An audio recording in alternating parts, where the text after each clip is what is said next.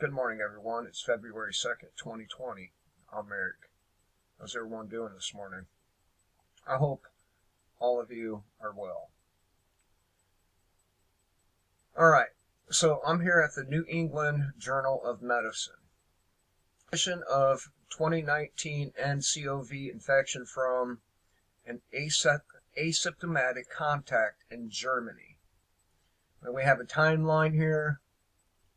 And, well, let's just get into it. I have a bunch of other stuff to go over as well. I'm not sure if I'm going to break it up into separate videos or not yet. We'll see how this goes. Alright, to the editor. The 2019 NCOV from Wuhan is currently causing concern in the medical community as the virus is spreading around the world. Since its identification in late December 2019, the number of cases from China that have been imported into other countries is on the rise, and the epidemiologic picture is changing on a daily basis. We are reporting a case of 2019 NCOV infection acquired outside of Asia in which transmission appears to have occurred during the incubation period in the index patient. The index patient is simply patient 0 for them. A 33-year-old otherwise healthy German businessman, patient 1, became ill with a sore throat, chills, and some other shit. I'm not even going to try to pronounce it. On January 24th, 2020. The following day, a fever of 102.4 Fahrenheit developed, along with a productive cough. By the evening of the next day, he started feeling better and went back to work on January 27th.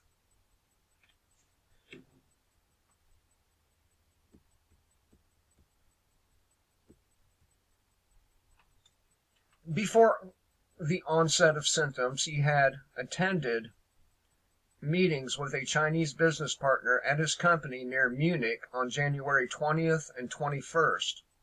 The business partner, a Shanghai resident, had visited Germany between January 19th and the 22nd. During her stay, she had been well with no signs of symptoms or infection, but had become ill on her flight back to China, where she tested positive for 2019 NCOV, or as I call it, virus 201.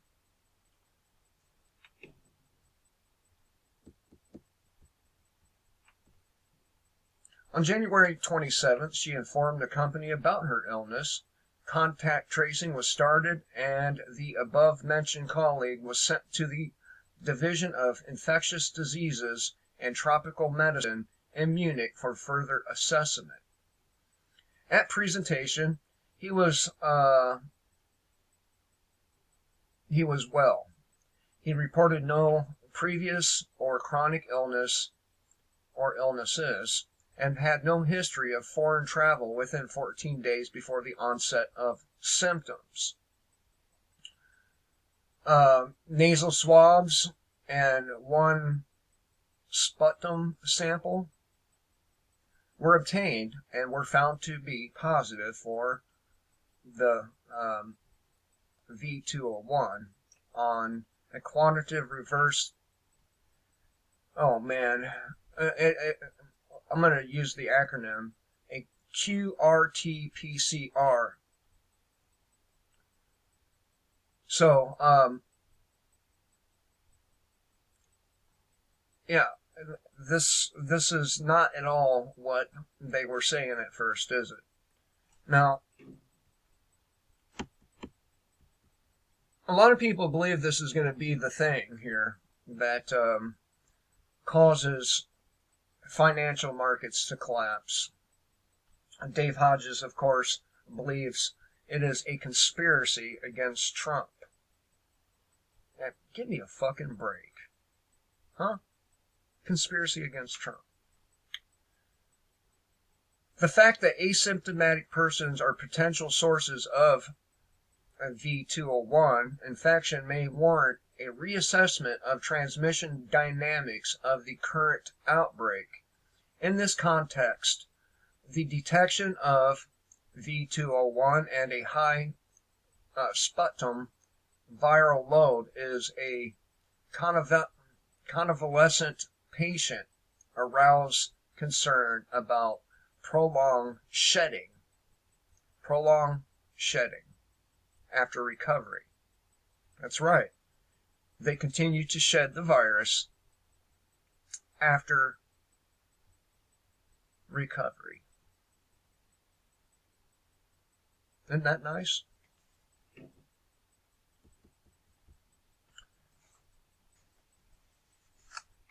Something that was mentioned on the video that I spliced together yesterday by RT correspondent.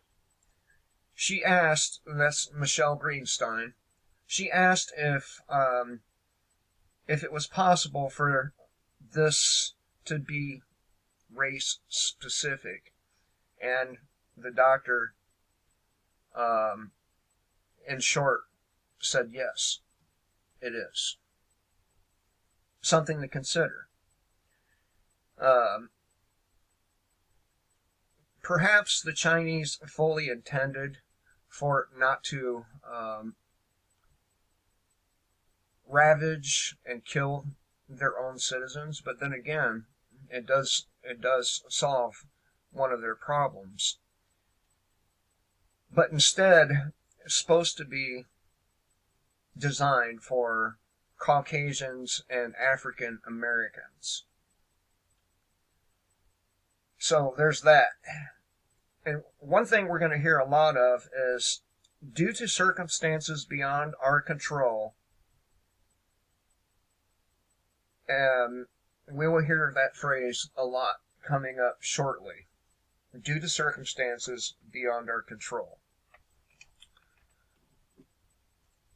Despite these concerns, all 4 patients who were seen in Munich have had mild cases and were hospitalized primarily for public health purposes.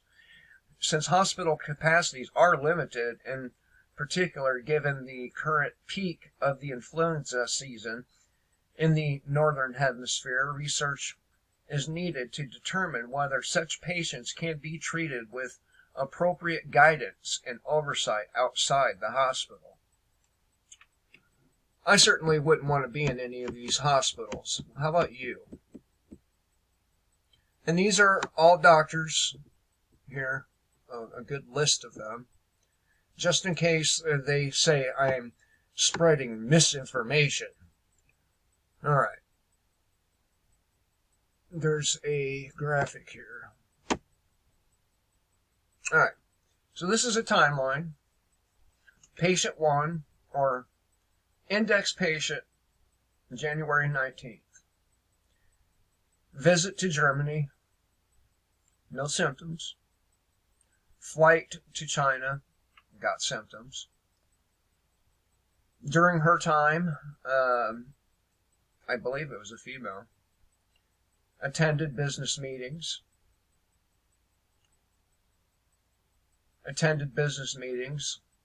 They all, the top 3 attended business meetings.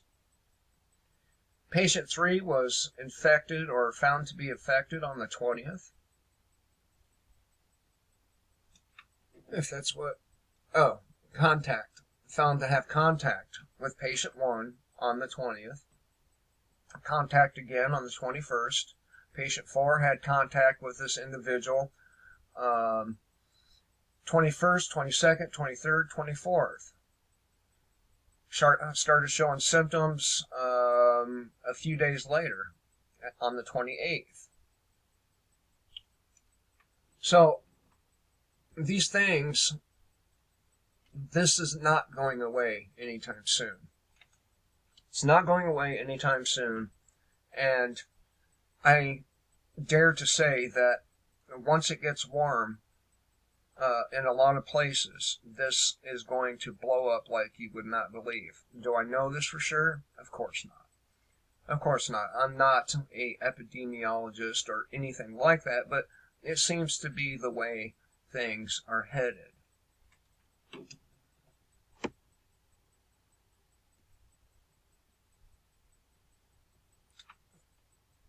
Fear of the coronavirus is spreading like wildfire all over the globe. Arab League formally rejects Trump's deal of the century. And of course, that was an attempt to rob the Palestinians of more of their land. But there's something in here that you should really see. Let me see here.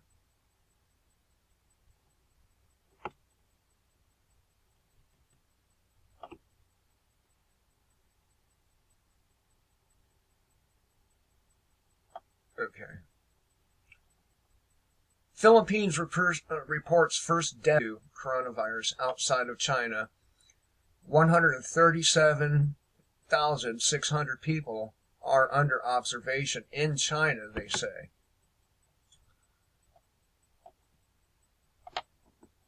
But this is something here. All right. Other shit's happening besides the coronavirus, or V201. Japan is set to release 1 million tons of radioactive Fukushima water into the ocean, again causing immeasurable damage.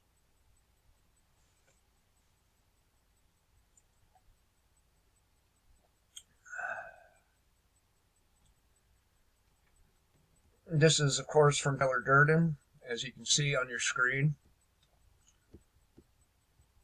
And we'll hit the first couple of paragraphs and move on here. And by the way, if anyone's looking for an extinction level event, it is Fukushima. Fukushima is an extinction level event. Just in case a global viral pandemic whose sources are still unclear and apparently now include human feces wasn't enough, the global outrage meter is about to go up even higher, or up to 11, with Japan now set to flood the world's oceans with radioactive water, in a move that will surely prompt a furious response from Greta Thunberg's ghostwriters, unless, of course, it doesn't fit a very narrow agenda. A panel of experts advising Japan's government on a disposal method for the millions of tons of radioactive water from the destroyed Fukushima nuclear plant on Friday recommended releasing it into the ocean. Who the fuck makes these decisions? I keep on asking this. Who gives these people the right to dump radioactive waste into the world's oceans? It's not their ocean, it's the world's ocean. But there's more.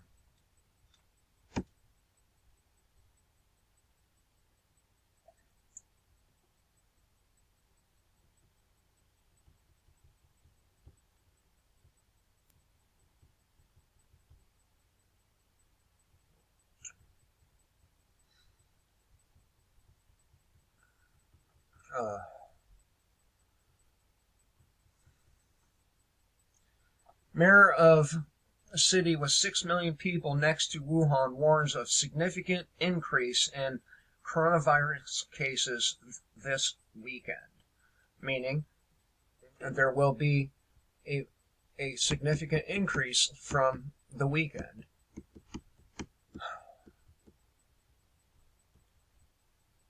All right. Senator Tom Cotton shreds China's official virus story, warns of super laboratory proximity.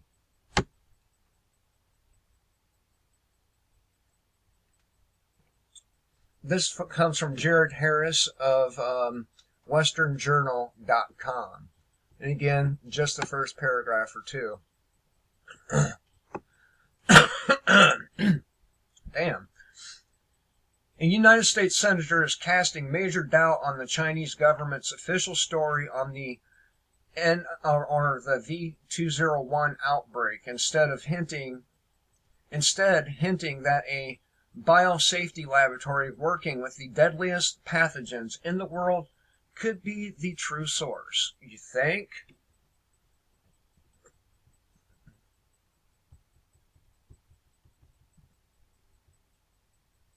Republican Senator Tom Cotton of Arkansas dismantled a claim from China's communist regime Thursday that pinned the coronavirus outbreak on a market selling dead and live animals. And of course, I've already discussed this. It's a matter of common sense that an open air place would not spread this as quickly as it's been spread. China claimed for almost 2 months that V201 has originated in a Wuhan seafood market, Cotton wrote on Twitter. That is not the case. That is not the case.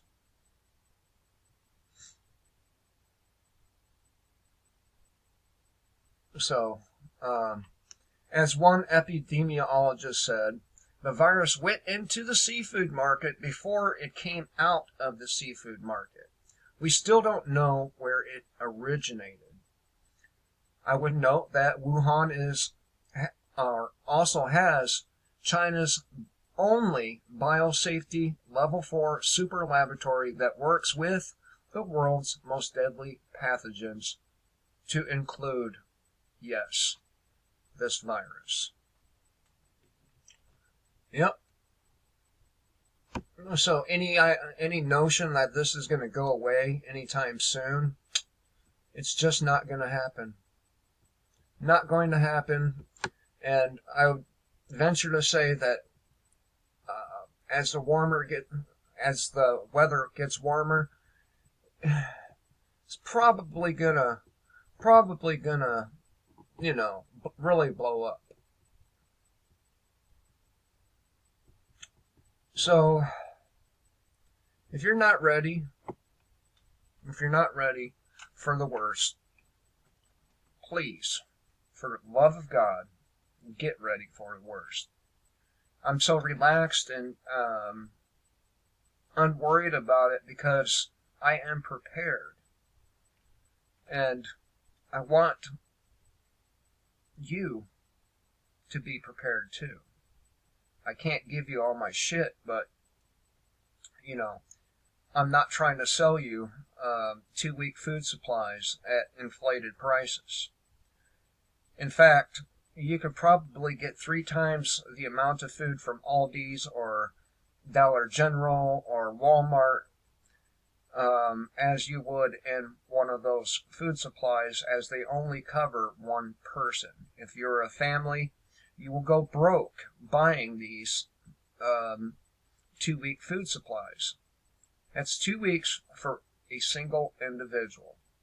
Now, you contrast that to, you go spend $100 at, say, Walmart or Aldi's. You can buy way more than 2 weeks worth of food